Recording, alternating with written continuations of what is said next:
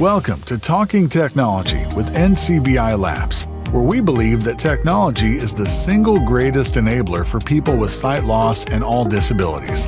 If you are interested in the latest technology news, products, and innovations, then you've come to the right place.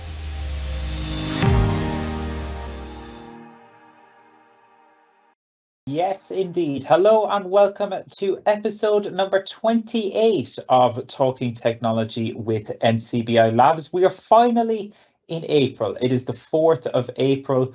I guess that it's now most definitely spring. We can't dispute that anymore. But yeah, hope you had a good weekend. It's nearly Easter. Hope you had a good April Fool's Day. Hope nobody played any techie pranks on you, turning on, assistive technology features that you didn't want or anything weird like that. Hope you got away unscathed this April Fool's Day. But that is behind us. And now going forward, well, we've got a great show lined up for you today. We'll be taking a look at a follow-up from last show where we sent two unsuspecting victims, maybe, on a journey over to the Android side from iPhone, which is interesting. So we'll be looking at a follow-up on that, see how they're getting on. And we'll also be talking later on in the show to Martin Lawlor, who has been checking out the new StellarTrek, which is a really cool piece of assistive technology. And we'll be hearing all about that later on in the show. So if you do want to get involved with us, as always, you can do so using the Q&A panel in Microsoft Teams, or you can send an email to labs@ncbi.ie, and we'd be delighted to read out your comments on the show, your questions on the show, and hopefully we'll be able to answer some of them. So welcome in. Let's get the show on the road, shall we? Right, then we will start on the Android side. 2 weeks ago, we set Mairead and Kyran on a bit of a challenge. Both of them are, fair to say, fairly confident iPhone users, but we sent them on a challenge to use Android for the next couple of weeks. And Mairead and Kyran have been using the technology in different ways. And I'll start with Mairead. Mairead, you've been using the Android with TalkBack. You're now a little over 2 weeks in. How are you getting on? Yeah, so I've been using it with my SIM card in it. And in the last couple of days, I have been trying out a different Samsung as well, just to experience it. So I've been trying out the Z Flip 4, which is I really like this one actually, because it's nice and it's very responsive when you press something and when you activate something. So I'm really enjoying this one. I did try out the Synaptic on the other Samsung as well. That's not the TalkBack now. That's just software that was installed on it, and it wouldn't come on an Android when you get it. So it is additional software. And I tried out that as well, just out of curiosity. And it kind of reminded me of the Nokia C5 or a bit like Guide, if you've ever used that software. The way it was like, you'd have your phone, address book, contacts. It was kind of like a menu system that just reminded me of that. So it was just interesting to try that as well. And of course, it was all touchscreen based as well. But it was more, I suppose it was a more custom, a more user-friendly one for people to use if they were fairly new to even getting started with a smartphone. It might be a good option maybe. But with the Z Flip 4, I've been getting on well with it. Just the weekend there, I swapped over my SIM card into it as well. So I've been doing everything from it really. I've been, making calls, sending messages. I've set up my email account. It's the Flip one, yeah. It's the Z Flip 4, so it's kind of, yeah, it's a foldable one. It has a kind of a little hinge in the screen area then as well. That I suppose the only little kind of difference I've noticed with Android phones is you have to be a bit more kind of specific on the double tapping. Okay. Because sometimes I find the double tap doesn't take when I do it, and I'm not really sure why that is, but I think it's I think you more have to do it a bit faster than the iPhone. Maybe you have to do it like very fast. So, but I'm getting used to that now. Like it's that, I'm activating what I go on to now and things. So, but again, I've customized it the way I want it now again. So I have the Google Assistant on it, which I quite like. And I'm using the commentary screen reader on it as well. So I've kind of used the TalkBack and I've used the commentary one, which is another screen reader that was developed, because that was developed a couple of years ago, because when TalkBack was fairly new, it wasn't announcing everything on the screen for people. So the commentary one would give a bit more detail. I suppose the only thing I did notice that it hasn't read out to me when I was using the Samsung was when I was moving apps onto the home screen, it was just kind of telling me selected. It wasn't telling me which app I was actually moving. So that's the only thing I did notice, that it doesn't read back. But like everything else, it's fairly similar to the iPhone and how it works, I suppose. In the gestures, I'm just so heavily invested, I suppose, with Apple now that, even to move would be. But it takes a bit of getting used to. It does take getting used to, yeah. But it is. So have you settled into? Are you switching between the two screen readers, TalkBack and commentary now, or are you firmly on one side or the other? I'm mainly using the commentary one now at the moment. But I have kind of just alternated between the two just to, experience both. But like the TalkBack does seem to read the same information. They both do seem to read very similar. I haven't noticed any difference in what, the two kind of read, really. They both read the same. But no, I've been getting on. Like I've been downloading from the App Store. Sorry, Daniel. Yeah, what were you saying? Just while you're on that there about the differences between the two, I think traditionally, before one of the last two releases of TalkBack, the updates to TalkBack, that while TalkBack worked, it did become after an hour or two a little bit on the slow side, not as quick responsive, and this is why some people prefer the commentary, because it did keep up its rapid response the whole way through your day's experience.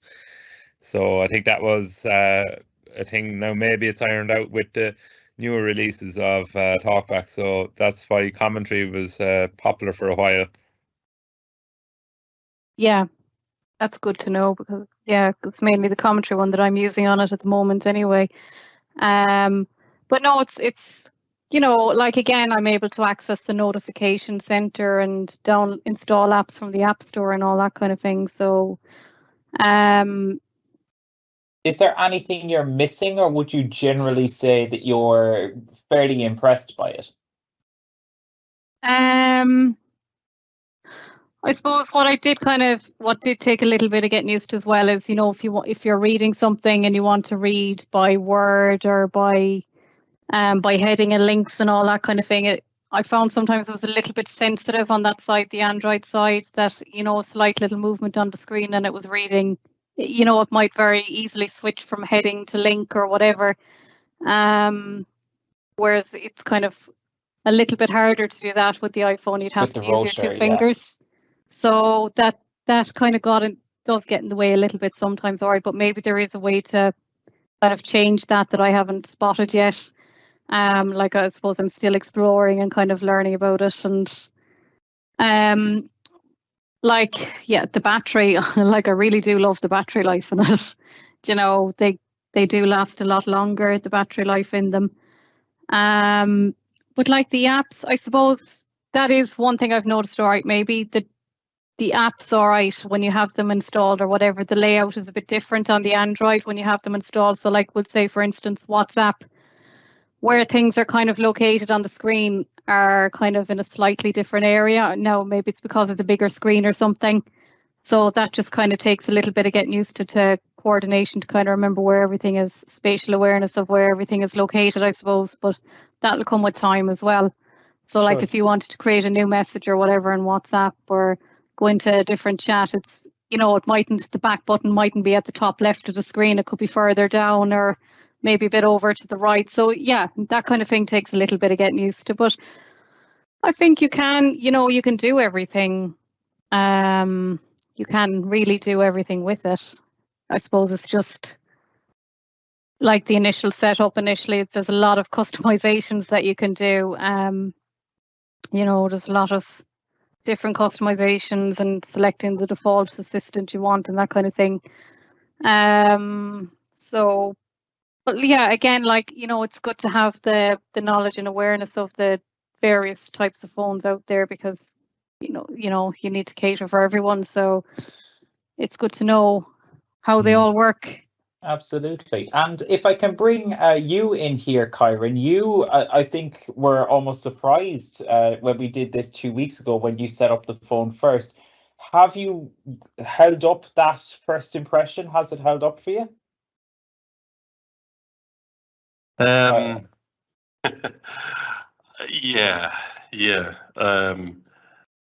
I like Android. Okay. Tell us why. Are we recording that? Yeah, Yes. we most certainly are. Tell us what. Now, What are you thinking? I'm gonna start off. I'm gonna tell everyone a little story about how I was texting Sean Doran over the weekend, having a very serious Android issue.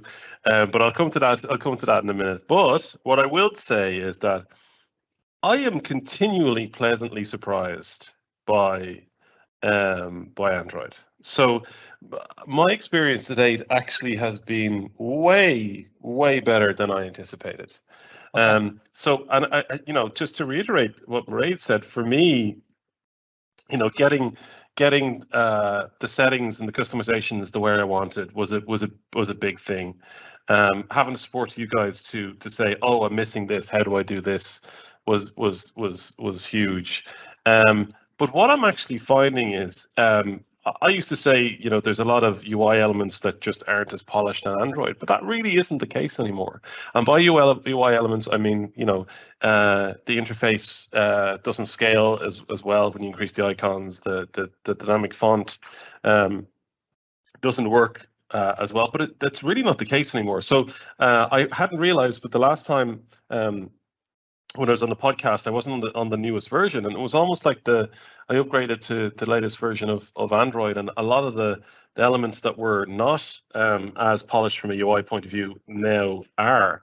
So what I would say is, yeah, I am genuinely enjoying using this Android device. Okay. But let me explain a little bit more from the accessibility point of view. So, the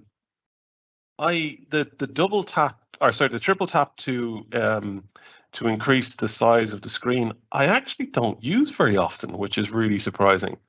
And I found that generally most of the UI is scaling sufficiently to allow me to see it.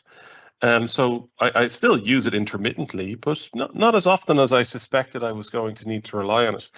The other thing is the talking feature where we have the accessibility icon on the screen that Daniel walked me through. I've actually turned that off. I just find I don't need it, you know. And actually, I mean that as a really nice thing to say that, you know, the phone is that little bit more inclusive, you know. But I've you know, most apps that I've seen have additional features that I would have used before that I'm guessing are probably because, you know, there's better customizations in how you write code in Android, and they're actually quite surprising, you know. Now I don't use this for anything to do at work, so I still have my my OS device for work related things, so I kind of carrying two devices, but my personal stuff is all now being Android for the past couple of weeks. But I think I should tell a little story about some of the downsides of Android, if that's okay. Absolutely, go ahead. So last Saturday, I realized I couldn't find my phone. And I was like, oh, I left it in the sitting room last night. That's fine. I'll just go down and get it. It's not there. Ooh, okay, maybe I left it in the office. Check there. It's not there. And then I was like, wait a minute. I was playing with the kids all Friday evening. Did I actually leave my phone at a conference that I was at on the Friday? So absolutely panicking, because I would have to come back on this podcast in 2 weeks' time and say, and you would say, how are you getting on with Android? And I would say, well, not very good, because I lost the phone. I lost the phone. Which would have been so embarrassing. So anyway, I reached out to Sean on a weekend. Thanks very much, Sean, for helping. And I was like, Sean, there has to be like a Find My on Android. Like there must be, because I turned all the location services on, And Sean talked me through the process, got on to Find My, and it says location not available and device not found. And I was like, oh no, I don't believe this. I've lost the device. So, but not only that is that no tracking information had ever been passed to it. So effectively, it was just like a random dot on a map to say that this is. There was no last, no location. Yeah, no last notification. And I was sure I set all this stuff up, and actually after literally a day of pulling my house apart, I mean quite literally, cushions off all the seats, I eventually found it underneath the sofa. And to say the relief that it was real. Yeah, it was real. So I went in, and obviously a couple of interesting things, by the way. So I had set via Find My, I had set the device to be secure. I think it's like secure mode or something like that, so just on the off chance that it was stolen or something like that. I got to the device, and there was supposed to be, so I charged it up, it had lost some charged it up a bit. There was supposed to be a message that displayed on screen to say this device is locked, and please contact the owner. What was really interesting is I started using the device again, and after about 5 minutes of using the device, then the alert came on the screen and my device locked down. So I got about 5 minutes. Now, granted, I had to use my own passcode to get in, so probably not that much of a security violation, but very strange. But to this day, and it's now 2 weeks later, I cannot get Find My working, or I think it's called Find My Device working on Android. It just doesn't work. I have location settings turned on. So that to me is just a silly bug. The other thing I noticed about it is that the Find My interface is terrible. It's just it's really, obviously Google has not looked at it at all, And have you looked into, because this is Android, so I can ask this question, but have you looked into things like third-party, location tracking apps? Is that a thing you've looked into much? No, because and this is not a statement I make with any level of authority on the matter. Is that I'm not quite sure on the security of Android just yet, because it's just something I haven't figured out. So, and that's more my own personal thing, as opposed to that I don't really want to be sharing location data with a third party. No, that's not to say that that might be perfectly safe. I'm not sure. So that's just my own personal opinion just yet. Sure. But one thing is, we know generally from the research I've done on Apple is location data is fully encrypted end to end, and I just know that. So I'd like to research that a little bit more before I do something like that. But yeah, that was certainly a frustration, and it's definitely something that's on my mind. And I suppose maybe with the iPhone, I use the Find My side of things quite a bit, because I lose my keys or I lose my wallet, or maybe it's just me being kind of forgetful. But it's kind of something that I don't think about anymore. Whereas now I'm like, where's my phone? Where's my phone? And I need to know where my keys are, because the AirTags that I had don't work. So that is something, not an accessibility issue, but really something just to note. But in general, and this is something on a more positive side, I don't use the accessibility features very much, because I just have it set to scale, and it's almost like a phone like anyone else would use for me.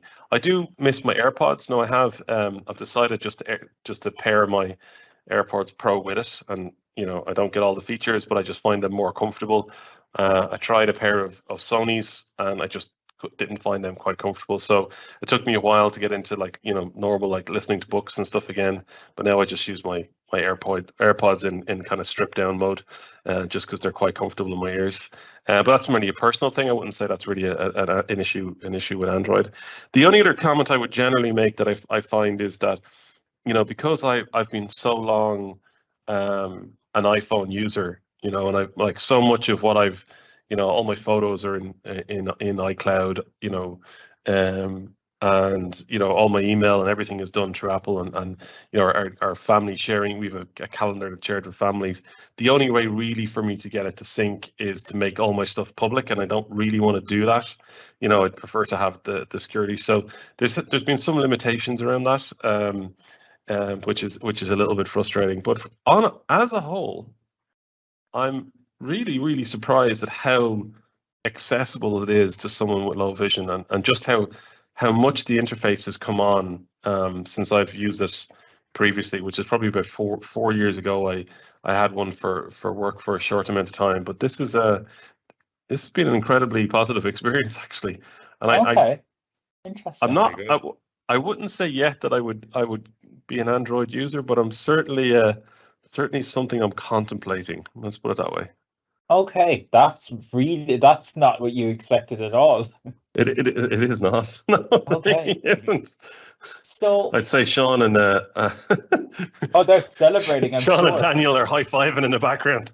Told you. I told you we got him in the long grass. Yeah, long grass Oh, and that as man. well. But do you know what's interesting as well? I know we had a member of the panel recommend apps like for magnification and stuff like that. I found I haven't really needed them, and as I've gotten, some of it was initial muscle memory. You know, what genuinely drove me nuts is that I kept triple tapping the side button to get into accessibility. You know, when I did need it, and that's just muscle memory from how I used to use my iPhone. Whereas now I double tap and I just launched the normal camera and I use the zoom. The zoom on the Pixel is incredible. Like it is, you know, the level of detail and the artificial intelligence that it's using to stabilize the image and put a sharpness to a really zoomed in image is just better than the iPhone. So for things like you'd spoken previously about things like reading your daughter her bedtime story, for example, like have you been able to do all of that sort of stuff just flawlessly on Android without any issues, or how's that going for you? Yeah, and that one's a kind of a unique one, because in that situation, like I need light, so it's all integrated into the magnifier app on iOS. So it's really simple to change contrast, or you know, because if you think about it in that environment, like she's in bed, the lights are dimmed. You know, I'm using magnification. I'm also trying to enhance the text. That's something I do miss, right? Because I can still get by, but it's not quite as nice of an implementation.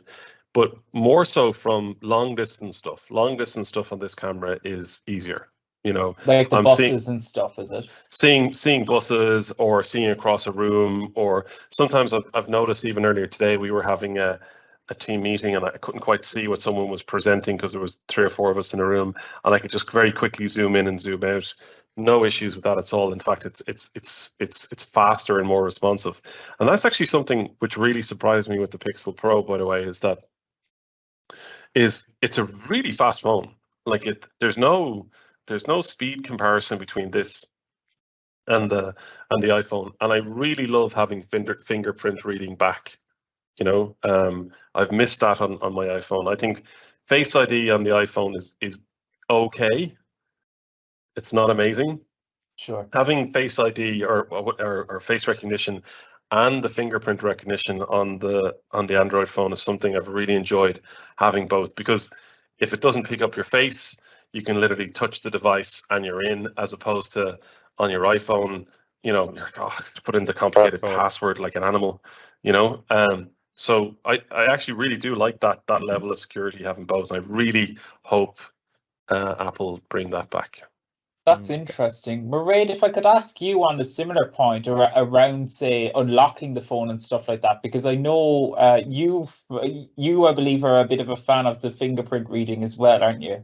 Oh, definitely, yeah, because like Face ID, for me, forget it. I set it up, but you're never, I'm always pointing the phone up at the ceiling or something, so it just doesn't work out. So I always end up having to put in the passcode, and I just really miss the fingerprint sensor. I don't know why they got rid of it, really, because it was just, you know, like they could still have put it at the back of the phone or something. And does your Samsung Z Flip 4 have a Touch ID? It does, yeah. It does. Yeah. So, and are you using it? You're using that? Oh, yeah. That's what I'm using, yeah. Is that built into the power button, right? Am I correct? You just swipe up with 2 fingers and it automatically unlocks, and like, so I'm not sure where exactly it's, but I don't have to do any Face ID or anything, so. Okay, I know some of the Androids now, they'll have the fingerprint ID. It's actually on the power button itself.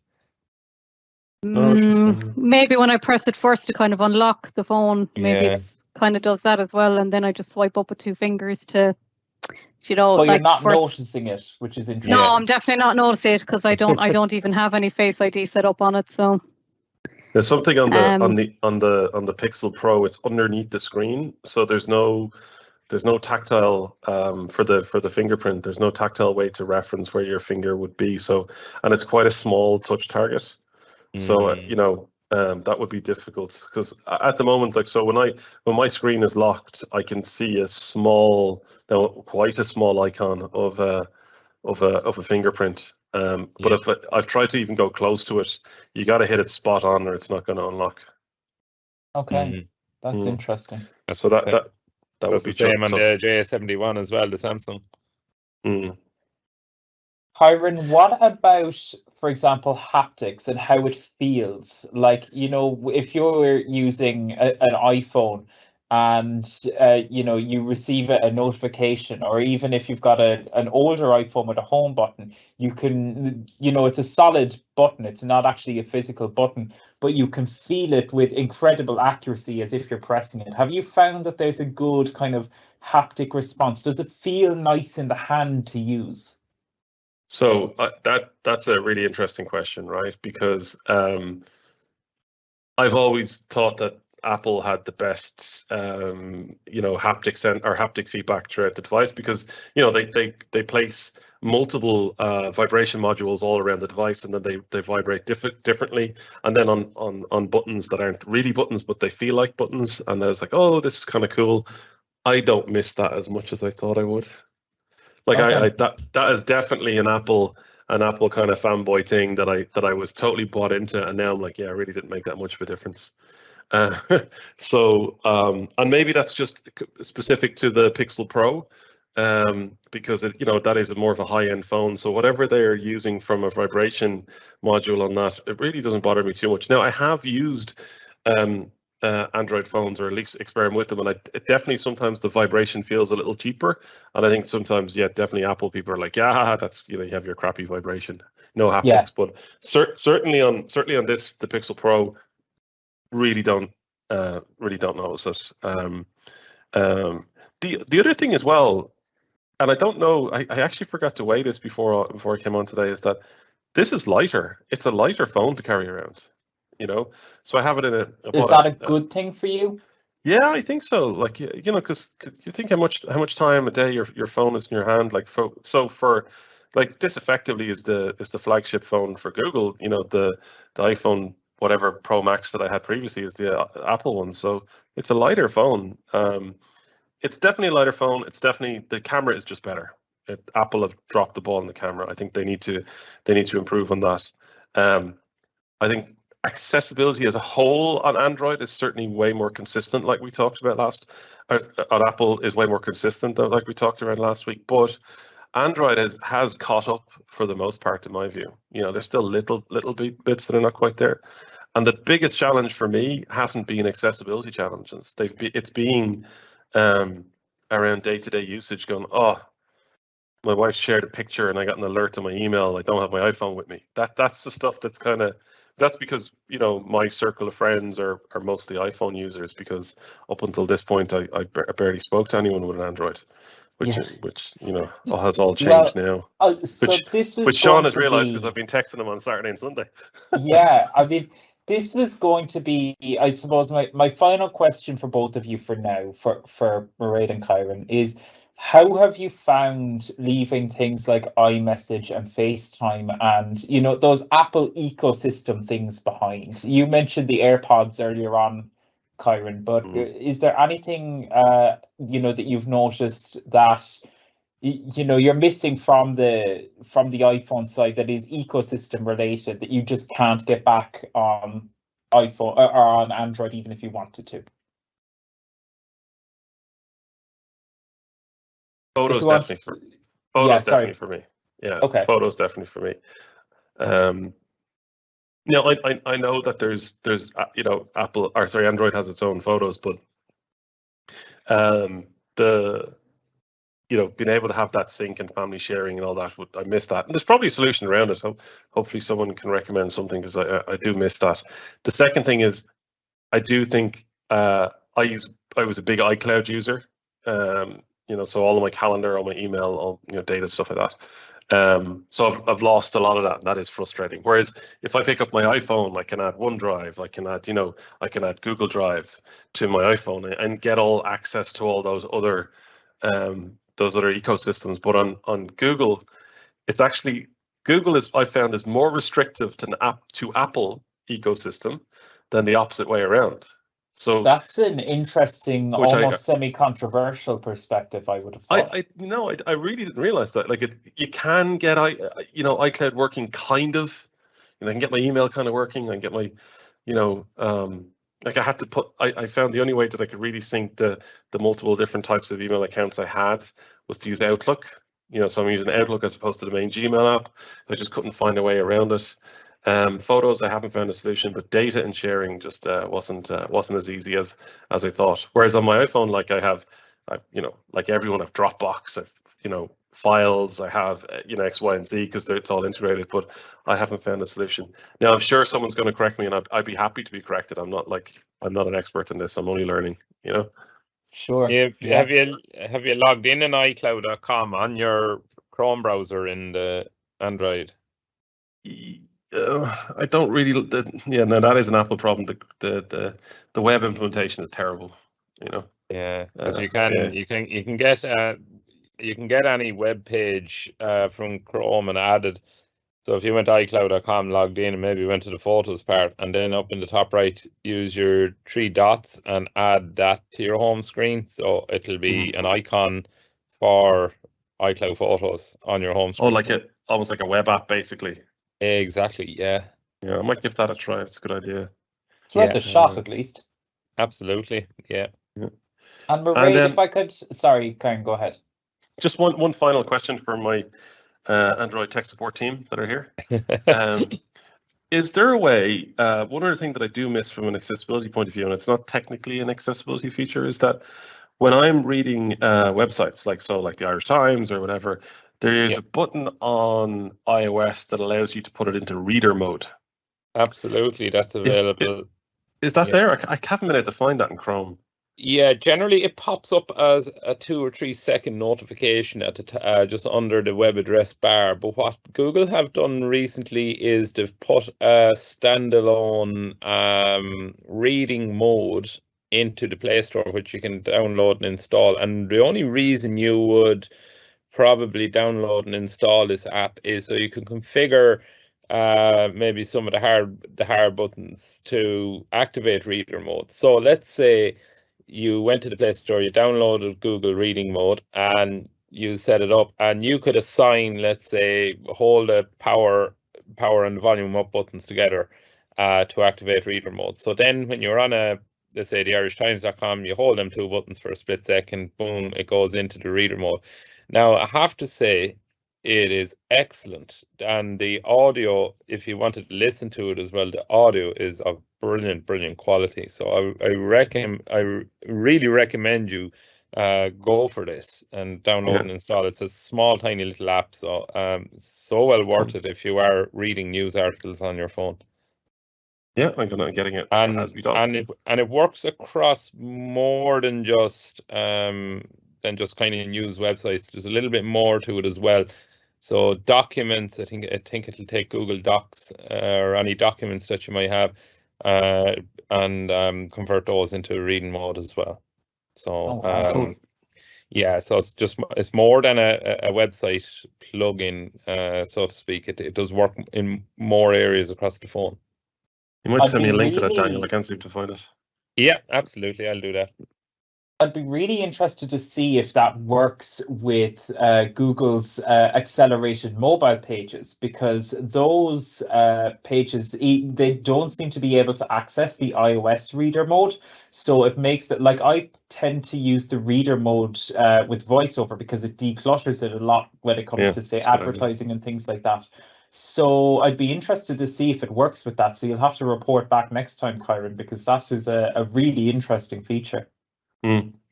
Just found it. I'm giving it a go as we speak. So I'll come back to you. I'll come back to you shortly. Fantastic. Yeah. And Mairead, if I could ask you the same question, how are you finding the move away from the Apple ecosystem? Yeah, again, as Kyran said, I did connect the AirPods Pro as well and the Bose headphones. Well, Bose headphones have most of the features, all right, but the AirPods Pro, no, you don't have a lot of the features. So I did miss that when traveling. Yeah, I did kind of miss the iMessage as well. Now I know when I put in my SIM card and transferred over my contacts, like there's probably an app as well that I could have used. I think it's Switch, and that would like transfer over all your messages and things as well from the iPhone. But I just hadn't really looked into that enough yet. So so like when I wanted to start creating a new message, then I'd have to basically start from scratch again. I wouldn't have any previous messages or conversations to start from. So, I suppose I did miss kind of having access to all my conversations there, the previous conversations. But I suppose like once you start again, and I could try out the Switch app maybe and just see, will that transfer over all my messages? But I suppose everything else, again, it's apps that I would have paid for. Obviously, I'm not going to kind of put them onto the Android now at the moment. Like apps like, I've used the Google Lookout, which is quite good as well on it. But I suppose apps like, Voice Stream Scanner or ExpressVPN or anything like that, I kind of have to go back to my iPhone when I want to use them. So, yeah, it's just that. But like, is there no email login and password for any of those? Unfortunately, no. They won't allow you to log in. Let's say often I don't you can get think so, downloaded because Voice Stream certainly isn't available. I know that much. Not for Android, I don't think. Now, ExpressVPN, you see, I'd already have it paid for, so I'm not sure would I be able to. I think I tried putting that onto the. I don't think it was available for the Android, or so it was available, but it just wouldn't let me in for some reason anyway. Okay. But I'm not sure why. But I'll have to try it again maybe in the next few days and see. But yeah, the Voice Stream Scanner, I couldn't get the app for that, so I missed that. But yeah, I suppose there will be some apps again when I go into it a bit more that I won't be able to maybe get, but I suppose Android would have their own equivalent of them as well. So, but again, I suppose that would be another huge thing to consider if you were ever switching, like, apps that you might have paid for or whatever that now aren't available for Android and vice versa. It takes a bit to kind of build your collection again. I definitely felt that, but do you know what I noticed? There's I think David, you and I spoke about this previously. I'm a big fan of the Next Bus app because it kind of gives me an indication of when I need to be ready with Magnifier. And on Apple, it's free. On Android, the paid version has the location features. Isn't that weird? Isn't it? Like, so that there's certain. That's interesting. Yeah. So, and because I use that app nearly every single day, so I haven't bought the other one just out of spite. Okay, fair enough. but yeah, that I find frustrating because there's it's no easy way. It's supported on iOS, isn't it? Yeah, and it's ad support. The free version is ad supported on Android as well. But that's been the only real app that I found that paid app that I missed. There's been I don't really use a huge amount of paid app. Do you, Mairead? Do you have a lot of paid apps? Not now, I suppose, but I would have had them in the past, and you still have them on your phone now, I suppose. So, yeah. No, a lot of them wouldn't be now, I suppose. No. I think I'd struggle with a lot of things like audio editors and stuff like that because, that's literally my job. So I work on audio editors and stuff like that I would have paid for, when I was in college. I think I'd struggle to lose a lot of that stuff. So I'm glad that it's ye kind of paving this path for now, that I'm not the guinea pig on this occasion. But who knows, you might convince me. This is going, I think, better than I think any of us really anticipated, which is really interesting. Yeah. And Dave, we've had a few comments that have come in as well from some of our listeners, so I just want to share some of those if it's okay. Sure, thanks, JP. So Aidan has been in touch, and Aidan, thanks for getting back in touch with us. I know you were contacting us 2 weeks ago on the last show. So we asked listeners what their favourite was it iPhone or Android, and Adrian is definitely diehard Android. He said Android. He said, I've never used iPhone. I get it all the features I need on Android. I think he's a query for Mairead where he said, where has she enrolled a fingerprint? This is where the sensor is. So I presume, Mairead, when you set up the fingerprint on your Samsung flip phone, it was a case of, you go into your settings, is it, and set it up there? Takes a fingerprint. I actually didn't set up any, but the interesting thing is I'm still able to unlock the phone without it. So I just kind of thought it's initially detecting my finger or something. Okay. Because I don't have any Face ID or anything set up on it. So maybe there is no fingerprint or no Face ID. Okay, well, it works for you. Yeah. One other comment he's come in with is Adrian. Another tip for browsing is to enable dark mode for pages in Chrome flags to force all pages in dark mode. One of the things I wanted to get your thoughts on, Kyran and Mairead, is one of my favorite apps, I have to say, on the iPhone is the podcast app. I'm a big fan. Do you guys access to use podcast app? Did you on your iPhone? Do you miss it, or does it mean anything that it's not on your Android phone? I haven't put that up on yet now, actually, but I must. Do you know what's interesting is I don't like the Apple podcast app. Podcast, yeah. And I've never really. It was kind of one of those things that I used to listen to a huge amount. Like I listen to the Talking Technology podcast usually when I see the link come out that you send out, JP. Yeah. And I'll just listen to it. I'm glad to hear it. Yeah, and I got recovered from that one quickly, didn't I? But what I found is since Apple revamped the podcast app, I've really stopped listening to podcasts as much as I used to. So I hadn't even realized I didn't put a podcast app on the Android phone. Is there anyone that you guys would recommend? Google Podcasts is certainly recommended. Daniel, have you listened to that one before? Anything on Google Podcasts? But I've only ever asked Google Assistant just to play a podcast, and it works. So I don't have any specific app or anything. I think the one installed. I used to use for Apple was, I think it's Overcloud. Overcloud, yeah. But Overcast. Overcast. That's like a directory, isn't it, Mairead? Yeah. And you could subscribe to the various podcasts. But as you say, like you can ask your Alexas and your Googles now to play whatever podcast for you that you don't need to have the app. Yeah, I'm probably using it that way, Mairead. Anytime I've wanted to listen to something, it's just ask Google Assistant. I presume Google Assistant just played it. Well, it does. It does just play it. So I've never felt the need to actually download any particular podcasting app. Interesting. Have we any other questions coming in, JP? Not for now, but I'll keep you posted. Yeah. The next phase for me, is on the Android is I want to look at the SmartTech, because at the moment I use SmartTech a huge amount at home. I know we've got some fans on the podcast too, but most of the SmartTech I have is integrated with Apple Home. So I'm going to do a bit of experimenting over the next couple of weeks to see how I can set up Google Home as an equivalent, or possibly a better solution, which is going to be an interesting one to figure out. Are a lot of your devices Matter compatible yet? We've written newsletter articles about Matter, that is the universal standard almost that links in with devices. So instead of them just using something like Apple's HomeKit, they can work across platforms. Do you know if a lot of the devices that you have at home are Matter devices, or are they firmly on the HomeKit side? I don't know that off the top of my head. That's something I'll need to check. But it's if they are, I'll certainly report back in a couple of weeks. Awesome. Just on the Find My Device, Kyran, I was surprised to hear. Was it the Google website you went to for that Find My Device?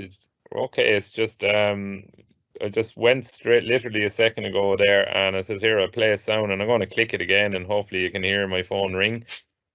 Yep, straight off, it worked immediately. So I was surprised that. I'll try it now with the. We do a live demo. Yeah. Just so you know, we don't seem to be able to hear that sound with Teams processing, but you can certainly tell us, Kyran, if you do hear it. Okay, did mine not ring? No, you didn't hear my ringtone? We couldn't hear it. Oh, shoot. That's standard with Teams processing. That's not your fault, don't worry. But you'll be able to tell us if you hear it, Kyran. Yeah, I'm just signing in now. Okay, while you sign in, just quickly, Mairead, any kind of final thoughts for now? We'll follow up on this again for our final check-in over the next little while. But how are you feeling so far, just generally?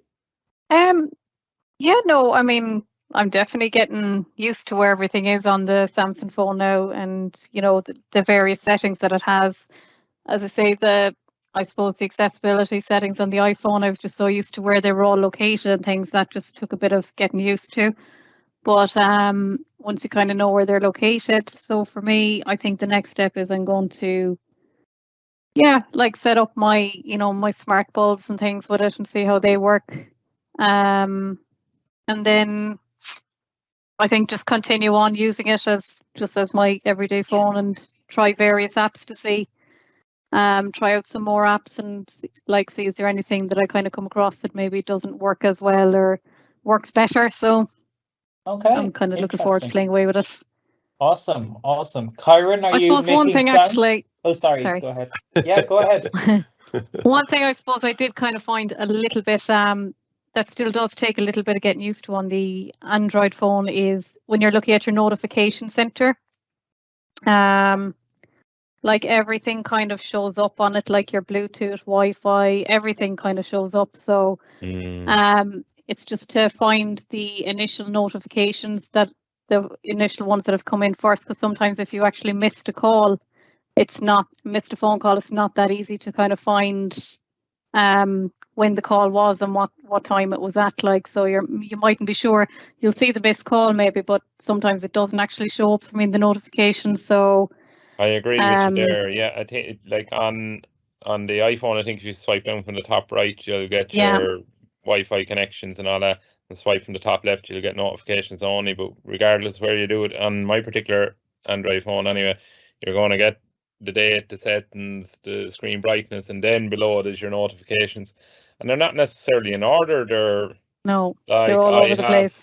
I have a notification that come into my phone at 2:20, but it's fourth on the list, and the other stuff is definitely not before that. Like one of them is from yesterday, and it's above the 2:20 notification. So I agree with you on that criticism. Yeah, but that's the only thing really. So it's just sometimes I have missed a call or whatever because I didn't spot it. Yeah. Interesting. Kyran, how are you getting on with your Find My devices over there? So a slight improvement to the last time I tried it. So at the moment, I did manage to play the sound. I don't know if you guys could hear that. No. And it was fairly fast, but it's still not tracking the phone. So if I'm looking at the Find My screen now, it says Google Find My device. It shows that I have a Google Pixel Pro, and it says below it can't reach device. But if I hit play sound, it'll play the sound. That's interesting. Really interesting. If I click on the icon, it actually puts me. I like the way it puts up Street View as well as an overview of the map of the area. The Google Map. It places you on that. So that's seems to be working a wee bit different for you, Kyran. Yeah, we might have a look at that offline and see if there's something, Daniel, that I'm doing wrong. And it most likely is something I'm doing wrong, to be perfectly honest. But no, it's definitely not like the icons. The play sound icon is enabled. The secure device icon is enabled. The erase device is enabled. But at the very top, there's a picture of the phone and it says can't reach device. So there's something funny going on, I think. Yeah, that's interesting. We'll have to take a look at that for the next time. I think we'll follow up on that because that is an important feature for a lot of people. Especially for visually impaired people, who might, put it down on a bed or on a countertop and not see it as quickly. So this will be an important feature, I think, to follow up on. But all in all, good experiences, which is really interesting. So thank you to both of you and Daniel and Sean as well for popping in on that, and JP for reading the questions. So thank you guys, and we'll follow up on this in 2 weeks' time for further thoughts and how you're getting on. And who knows, maybe by that stage you will be waving Apple goodbye. We'll have to wait and see. What do you think, Kyr? Thanks, guys. Brilliant. Thank you so much, folks. That is a really interesting one. And if you do, of course, have any Android questions about anything at all, or maybe you're considering trying out Android, or you've been trying Android for years and want to share your opinion, you can email labs@ncbi.ie and tell us that you're looking for the podcast, and they'll send the message straight through us. So, also on the show today, we are joined by Martin Lawlor, and Martin has been trying out a really cool new piece of assistive technology called the StellarTrek. And the StellarTrek, I'll let Martin explain it really in just a second, but the StellarTrek allows navigation, it's got OCR, it's got all sorts of cool things. Martin, how are you? Good, thank you, David. Thank you for having me on the podcast. No bother. So, Martin, first of all, I guess, what is the StellarTrek? The StellarTrek is a GPS device, as you said, for navigation when you're out and about. And I'm finding it really good. Okay, so when you got the StellarTrek first, what does it feel like in the hand? What's your first impression of it? Is it a heavy device? Is it a kind of light like a phone? How would you describe that? It's like a phone, but the battery is built in, so you can't take the battery out. And it has got 9 buttons. It feels solid in the hand, very solid, very strong. It's waterproof as well, which is really good. Okay, interesting. Just so you know, there's a little bit of noise in the background there, Martin, so you might want to move slightly if possible. I don't know what's causing that, but just to flag it with you, because you might, you're there, so you... I think you're slightly better now, so maybe we'll try and see how we get on anyway. But if you want to explain to us, I guess, so what can the StellarTrek do? So when you turned it on, what was your first impressions? What actually happened? Well, it just said, welcome to the StellarTrek. Then I rang HumanWare, and I got talking to Lewis, who's totally blind, and Sean and Alison, and they helped me connect it to Wi-Fi. Now, getting it set up to Wi-Fi is a bit tricky because there's only 9 buttons on it. So I recommend you should really use a Bluetooth keyboard. But I got it and got it all set up, and I was using it from day one, and I haven't left it down since.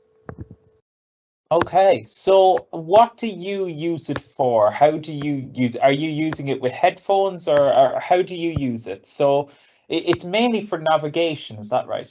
Yeah, I'm using it with my AfterShokz bone conduction headphones. Previously I have the Victor Reader Trek as well, and I find that this is a lot better Wi-Fi, much better Bluetooth. The GPS is a lot faster, and I think the OCR is just incredible on the device. It's really good, very good. I've been practicing with that over the weekend, just using the OCR, because I have a previous device that I bought about 9 years ago, and I'm using the stand with the StellarTrek, and the OCR is just really good on it. I just find it's just so accurate. I read menus, books, everything with it, and I find it really good. Okay, interesting. And I suppose, do you find the voice on it easy to understand? It's good quality text to speech? Yeah, well, there's a few different voices that you can put on it. I've got the Australian voice Lisa, but you can install the different voices on the Trek itself. So for the navigation and reading, I've got Lisa, and I've got Lisa speaking on the Trek the whole time. But you can have one voice for navigation, one voice for reading, and then another voice to go through the menus. The StellarTrek. Okay, and you like it? You find it a generally good product? I love it. I don't want to give it back.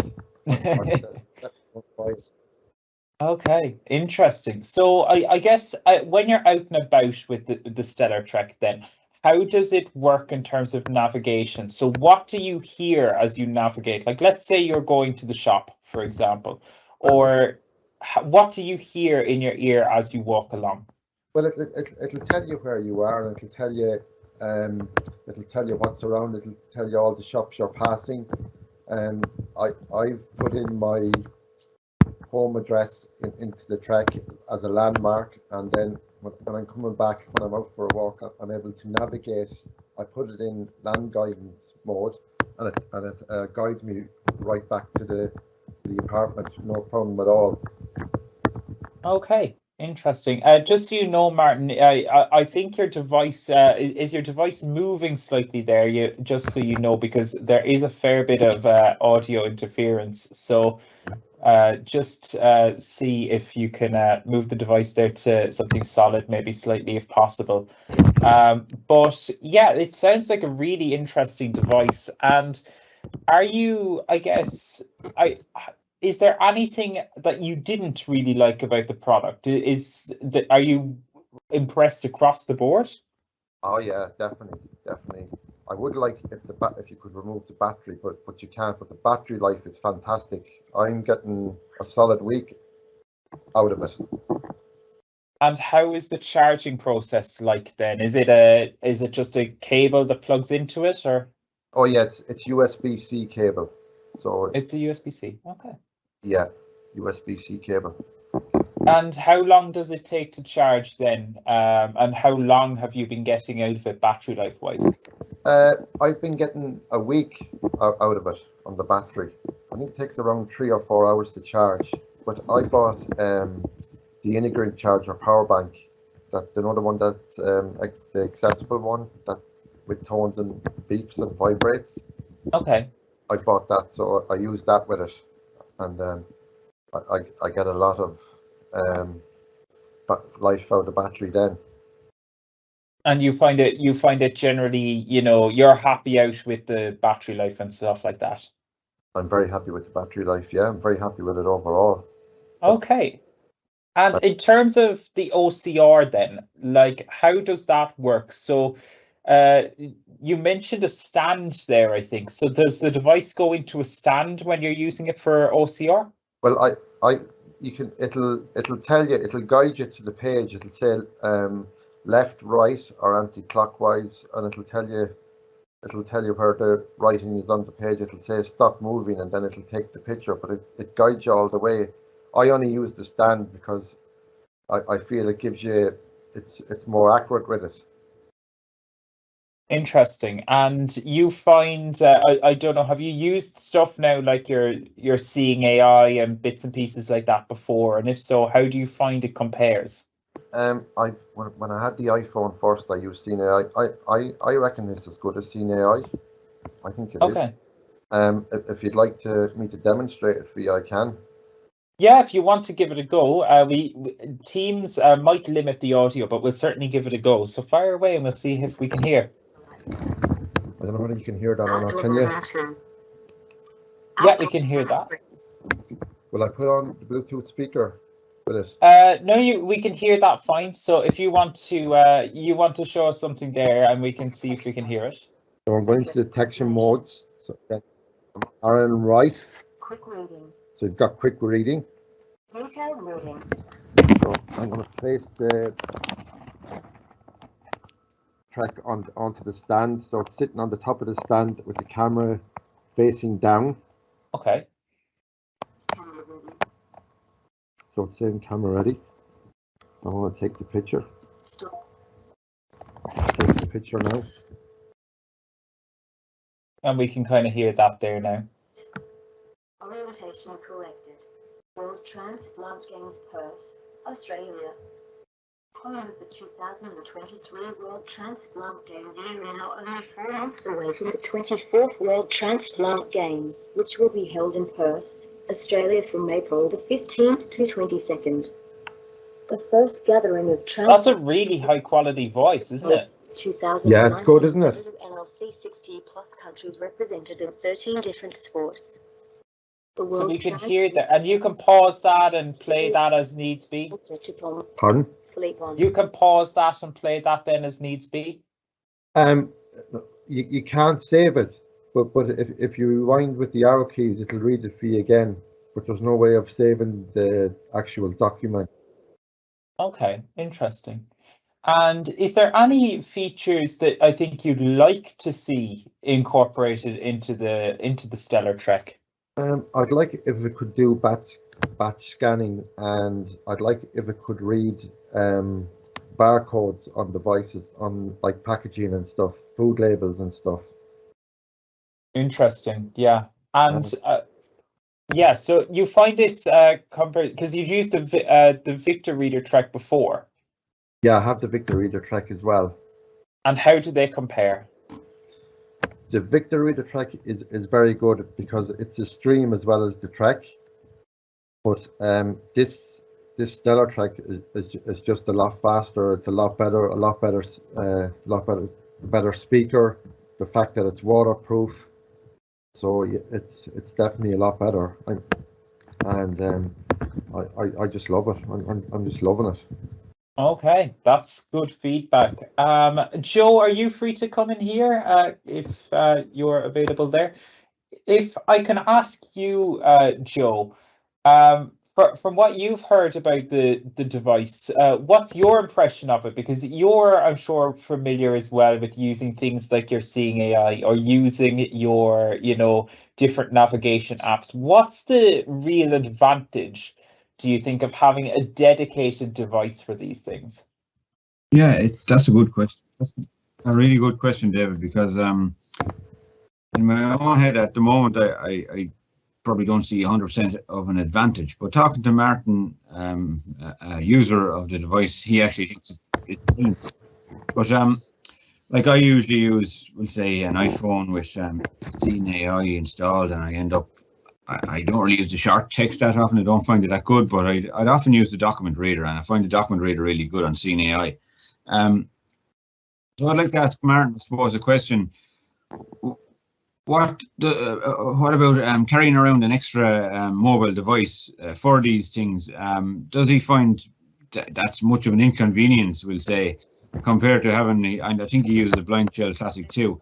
Is there an OCR on the Blind Shell Classic 2? Does it compare anyway well to the OCR on the Classic 2? The Classic 2 is only the Google Lookout app, but I haven't really used it with that much. I think the OCR on the Trek is better than the Google Lookout app, because I can put the Trek on the stand and just take the picture, or else it'll tell me if I want to use it. Like I use it out in the restaurant in the menu when I was to read a menu, and it was telling me to go left, right, anti-clockwise until I found the text. And the other thing what I like about the Trek is, because it has the physical buttons, I can actually use it in my pocket and navigate the buttons rather than taking the Trek out. Oh yeah, you're a big fan of tactile stuff, aren't you? You like physical buttons. Yeah, I get you. So as well as that, the Blind Shell Classic 2, I know this is not the subject we talk about, but my point of bringing it up is about having two mobile devices in your pocket. Do you find did you ever use mobility apps on Blind Shell Classic 2, or did you ever bother with that like that? There's no GPS navigation on Classic 2 at the moment. I'm in touch with Blind Shell quite a lot, getting them to try and implement the Lazarillo GPS app. Okay. Right. Yeah, that's interesting. Well, that means then I suppose it is worth you having the Victor because of its mobility capabilities. And also as well, Joel, as you know yourself, with the iPhone, like if you're using it for navigation all the time, the battery drains. With the Trek, the battery lasts for a week. It's just dedicated GPS. Wow. So the battery lasts a full week. Well, that's excellent, actually. It's the same issue with some of the watches. Yeah, we'd wish the battery would last longer. But yeah, having a week-long battery in a device like that can be a massive advantage. And I don't mind carrying it around like because I have a man bag, so I can put the Classic 2 into the bag as well. So it's just the tactile buttons and seems to work for me. So I did try. Speaking of Android phones, I did try a phone a couple of weeks ago, and fully Android, had the buttons and all on it, but no, I sent it back the next day. It just took me too long. It took me an hour to sign into my Google account with it to set it all up, and so that's why I went for the StellarTrek. Okay. Well, that man bag comment is very interesting. I think I'll have to get a man bag myself. It's very easy to use. There's great tech support from HumanWare. Like, I've been on the phone to them quite a bit. They're really helpful. So I think it'd be for someone that wants a dedicated GPS device or OCR. I think the StellarTrek is the way to go.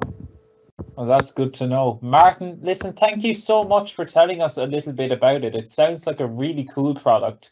I don't want it back. You don't want to give it back? Oh, well, we'll have to talk about that, I'm sure. But yeah, it sounds like a really cool product, though. It really does. Joe, are you up for buying one, do you think, or have you been sold on it yet? Not sold on it yet. The battery life now, that's a good selling point. Definitely.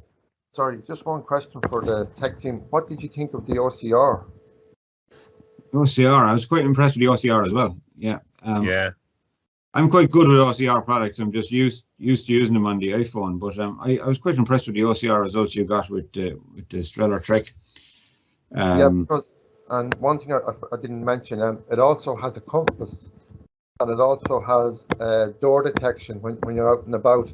Now, I haven't practiced this much. If you point it up, it'll actually read door signs and shop windows and stuff like that. Okay. You haven't practiced that one. You haven't practiced that one yet? Not yet with it, no. Okay, good.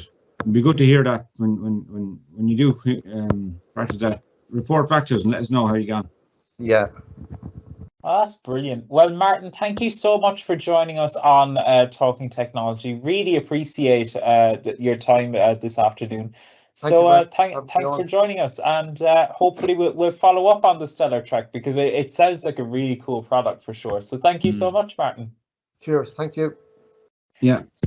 So David, I was just Joe. to finish off. Yeah. So we'll talk about the pros of it. I think as battery life, it has an OCR built in. It has GPS mobility, door detection, and very important for some people is tactile buttons. Probably an MP3 player on it. At this stage, I'd say that'd be an absolute presumption. But tactile buttons are really important for some people, and that could be a big selling point in a lot of ways, because some people just hate touchscreens and don't get they can't deal with the learning curve that comes with touchscreens. So I think tactile buttons is one big seller point on the tracker. I meant to ask Martin about the weight of the device. Is it any more heavier than, let's say, the Blind Shell 2, or is it lighter? Daniel, is he still with us? Still with you. I don't find it too heavy, actually. I find it light enough. Good, yeah. It's just as heavy as a mobile phone. And the other thing I should say, I forgot to say to you, was I installed the Ireland map on the Trek when I got it, and it was way faster than the previous Victor Trek downloading the maps. It just downloaded in seconds. I couldn't believe it. Yeah.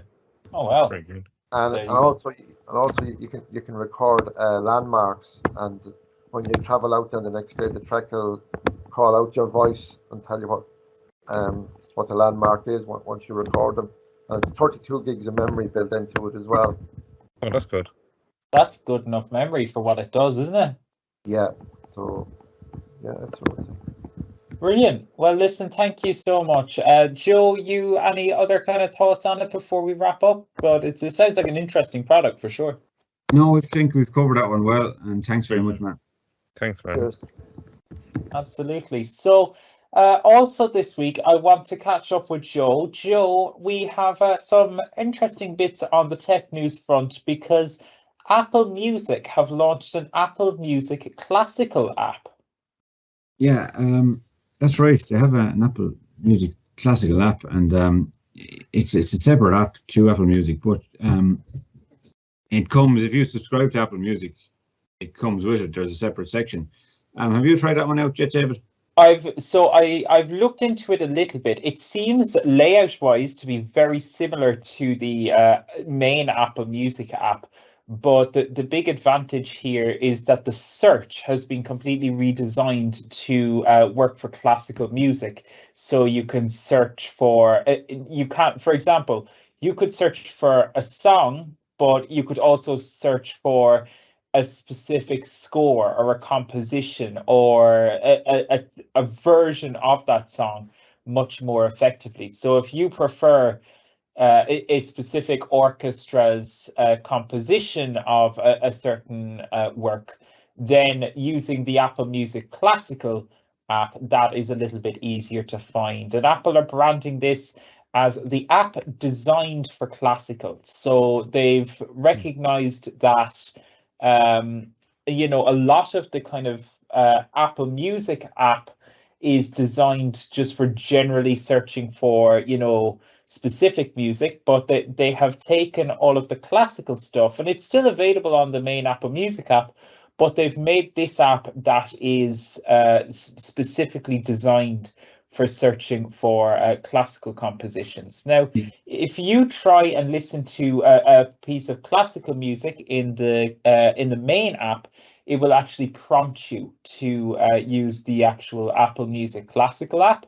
But yeah, seems like a really cool new app that Apple have rolled out to solve the kind of problems that go with classical music and listening to classical music in a main app. They felt that it was pertinent to create a specific app for the classical music genre. It's also to coincide with getting the most out of their new HomePod speaker, the bigger version of the HomePod. Absolutely. So And that's amazing Joe, sound quality, and I presume any classical music fan would love it, love the quality of sound that comes from that. for sure, absolutely. And Joe, speaking of the HomePod, you have some really exciting news for us. You can announce something exclusive that is coming to the NCBI really soon. Yeah, this links well to the next piece.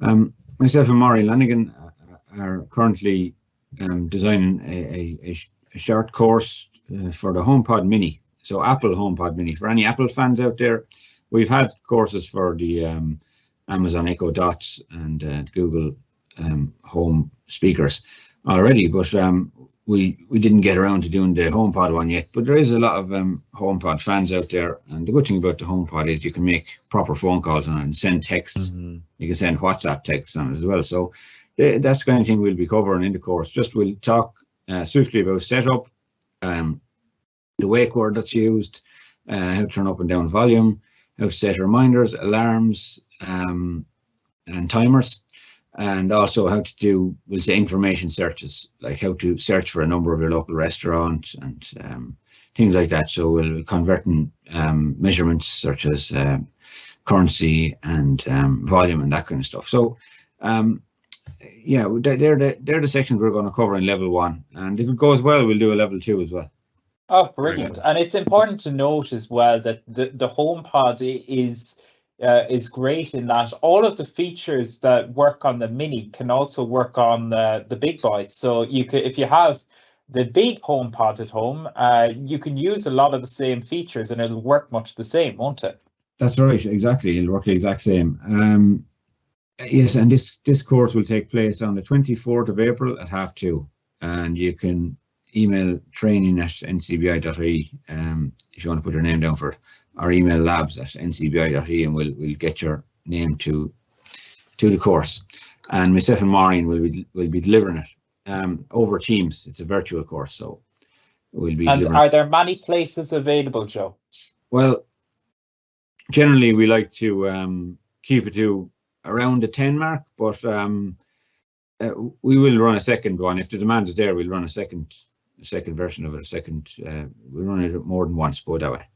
Fantastic. Well, best of luck with the new course, Joe, and Maureen as well. It's really exciting to be increasing the variety of courses available from NCBI Labs. And a reminder that you can email training@ncbi.ie if you do want to participate in the HomePod Mini course, which is really exciting. So thank you so much, Joe, for telling us about that.